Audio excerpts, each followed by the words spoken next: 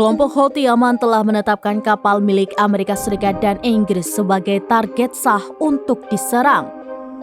Kebijakan itu berlaku untuk kapal militer dan juga kapal sipil.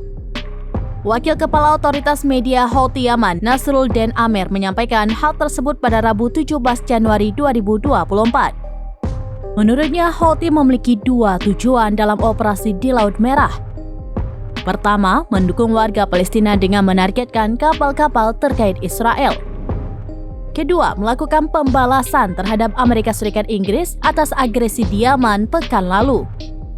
Nantinya, semua kapal milik negara tersebut akan diserang jika berani melintas di Laut Merah.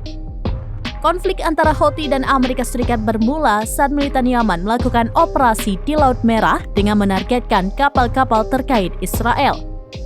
Washington menuduh Houthi telah mengganggu arus bebas perdagangan global. Pihaknya bersama negara sekutu, termasuk Inggris, kemudian membantu koalisi Laut Merah untuk melawan Houthi.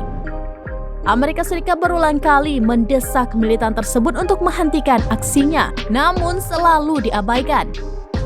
Hingga akhirnya Amerika Serikat Inggris meluncurkan serangan langsung terhadap posisi Houthi di Yaman untuk pertama kalinya pada Kamis 11 Januari 2024.